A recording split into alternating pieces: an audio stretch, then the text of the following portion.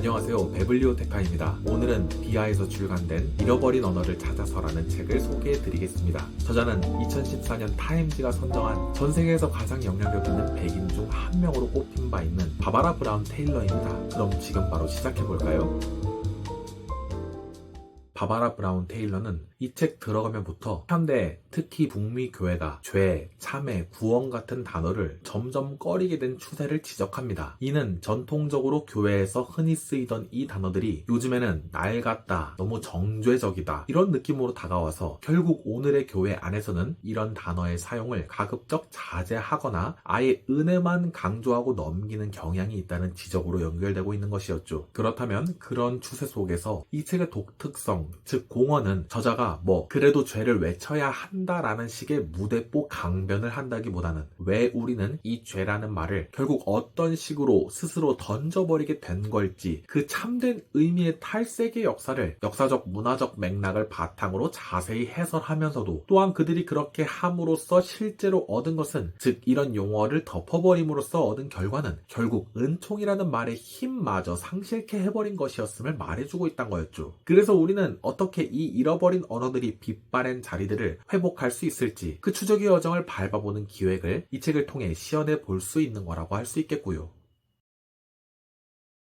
저자는 현대교회가 긍정, 치유, 위로 같은 밝은 단어를 선호하는 사이에 우리가 맞닥뜨려야 할 인간의 파괴적인 현실, 이에는 개인적인 악뿐 아닌 구조적인 악이 포함되는데요. 그런 거를 제대로 지적하지 못하고 있던 거를 지목해주고자 하지요. 저자를 따라 이는 대표적으로 죄가 정신, 의학 또는 법률 언어로 대체되어 버린 현상으로도 표현될 수 있는 일이지요. 이는 즉 죄는 병이니까 치료가 필요한 것으로 대체되거나 또는 죄는 범죄이니까 처벌이 필요한 것이다 정도로만 대체된다는 건데요. 언뜻 의학 모델이나 법률 모델로 신학 언어들이 설명될 수 있는 게 타당해 보이는 면도 있긴 하지만 이는 사실 성경 맥락 속에서 죄라는 말이 표명하는 신과의 관계 파괴라든지 단절이라는 식의 핵심 포인트를 놓치게 되고 어떤 치료나 처벌이 필요한 것으로 바로 연결되어 버리면서 인간이 근본적으로 새 출발되게끔 할 진정한 회개 또는 이를 통해 구속과 회복의 길을 걷는 그런 일들을 이루고 촉구하는 데까지 잘 못 가게 만드는 현실이 될 수 있음을 보여주고자 하는 겁니다. 나아가 바로 이런 것들로서 진정한 죄라는 것에 대한 이해 없이는 은총 또한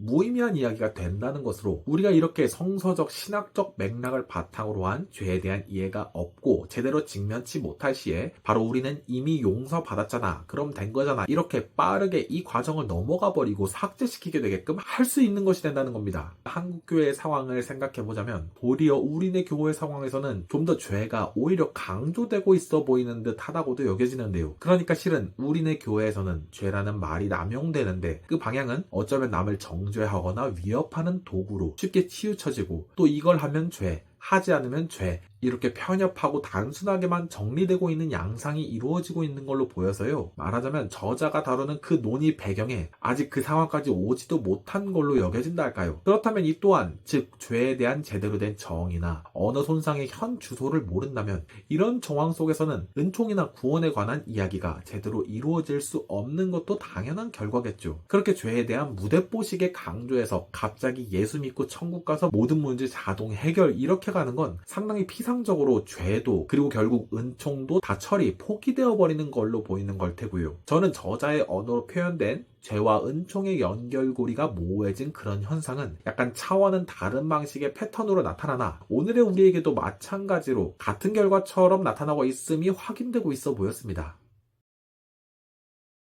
앞서 말했듯 저자는 죄를 법률적 모델이나 의학적 모델로만 대체하지 말고 훨씬 더 성경적 맥락에 부합하는 근본적인 관계의 파괴라는 이해 속에서 기본적으로 다뤄줘야 한다 했는데요. 이는 가령 한국교회 문화라 보면 죄라 할 때 술이나 담배 또는 미혼 성관계 같은 개인 윤리적 차원 몇 가지만 떠올리게끔 하는 방식으로 국한되게 하는 것을 넘어서 어떤 행위들이 하나님 또는 이웃과의 관계를 망가뜨리게 할 수 있는지, 그래서 우리는 어떻게 그 관계의 회복, 복구, 보속이라고 할까요? 그걸 어떻게 진정성 있게 돌이키게끔 하는 방식으로서 나타나게 할 수 있을지 생각해보도록 성찰의 지경을 열어주게 되는 겁니다. 실제 삶 속에서 일어나야 할 관계 회복의 차원이라는 방향 안에서 우리는 개인 윤리의 명과 공공선의 차원에서까지 나아가서요, 인간이라는 존재가 일으키는 집단의 갈등들 또는 권력의 남용 문제들 혹은 사회불이 같은 여러 구조적 문제들 등에 대한 보다 심도 깊은 이를 찾게끔 교회의 교회됨, 그리스도인의 그리스도인됨의 단초를 여러 예시로 생각하고 실천해 보게끔 떠올려 보게 되는 것이었지요. 이와 관련한 인상 깊은 대목으로서 남아프리카 공화국의 진실과 화해위원회 사례나 노숙인 빈곤 문제를 돌보던 세이비어 교회 사례 등은 교회가 어떻게 공동체와 구조 속에서 문제가 될 수 있으며 우리는 어떤 건강한 위와 같은 예시들을 참고할지 보게 해주는 것이었어요. 이로써 우리의 참회가 공허하게 끝나지 않으며 우리의 잘못의 고백은 어떻게 피해자의 삶의 개선의 방향으로서 이루어지게, 그렇게 어떻게 나타나야 할지 이야기하고 실제로 풀어가게끔 해주는 걸로요, 그렇게 우리가 잃어버린 언어의 회복을 이루어갈 그런 이상이 어떤 식으로 정립될 수 있으며 우리는 그런 걸 추구하기 위한 기획들을 어떻게 이루어갈지 참고하게 도와주는 시간이었습니다. 너무 폭력적인 방식의 죄, 정의 차원 말고 죄라는 개념의 바른 정의와 그런 걸 바탕으로 이루어지는 우리의 실천에 대한 독려, 은총의 가치가 제대로 나타나게끔 하는 이런 방향의 기획이 이 책에서는 전반적으로 너무 설득력이 있으면서 우리도 그런 언어 되찾기의 기획을 어떤 식으로 꿈꿔볼 수 있을지 상상해보게끔 해주고 있었습니다.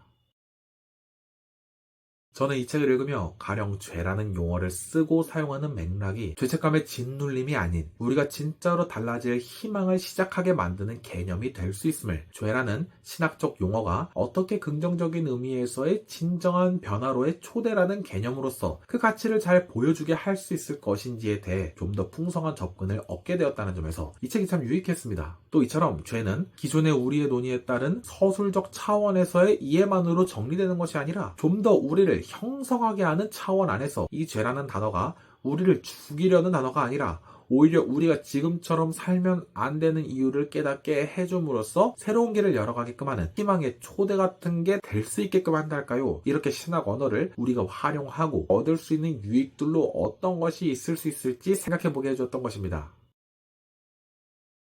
또한 이 책에는 저자 특유의 유려하고 부드러운 문체가 돋보이고 있었고요. 전개가 귀납적이랄까, 사례와 사례를 이어가면서 어느새 독자를 납득시키는 시기라고 느껴졌습니다. 그래서 중간중간 내용을 잠시 끊어놓고 정리한다? 이런 게 불가능해 보일 정도로 그냥 흐름이 너무나 촘촘하게 매끄럽게 연결되면서 조합되는 느낌이랄까, 책의 분량이 그리 길지 않아서 또한 자전적인 체험과 목회 현장 사례, 시대 분석 등이 차근히 섞여가고 있어서 어느새 그게 종합되면서 책을 다 읽어버렸더라고요. 그렇게 하면서 이 책의 기획은 상당히 보수적이면서도 현대적이고 혁신적인 면이 있달까요? 이를 실험적인 시도라 명할 수 있다면 저는 이 실험이 전반적으로 매우 훌륭하게 마치고 있다고 평하고 싶어졌습니다. 신학의 가능성과 필요를 정말 잘 보여주는데 권위주의적이지는 않으면서 성경과 신앙과 신학의 용어를 회복하고 있었죠. 신학적 보수 진보를 떠나서 정말 이 시대 속에서의 신학함을 고민하게 해주는 이런 기획을 바탕으로도 신학을 실현해 나갈 수 있는 것임을 생각하게 하는 너무도 멋진, 그러면서 은혜롭고 감명 깊기까지 한 책이었습니다. 그리고 이 책은 그 고유의 기획을 통해 말 그대로 신학 언어를 우리가 어떻게 일상으로 옮겨야 할지 고민하게 한다는 점에서 큰 장점이 있었습니다. 사실 언어를 옮겨온다는 건 정말 어려운 일인데요. 이는 번역의 어려움에 관한 이야기가 아니라 그리스도교 언어, 즉 신학 용어를 우리는 어떻게 일상의 용어로 옮겨올 수 있을까 하는 것이지요. 그런데 이 일은 정말로 잘 해내야 하는 일인 거지요. 망칠 바엔 하지 않는 게 나을 수 있는 거고요. 그런데 오늘의 현실을 살아가면서 하지 않는 것도 할 만한 선택은 아니겠으므로 결국 하긴 해야 하는데 무조건 잘해야 하는 것처럼 다가오는 일이겠지요. 참 어렵지만 필요한 일인 것 같습니다. 그리고 이런 책은 그런 일을 하도록 도움을 주고 동기를 부여해 주는 것이고요.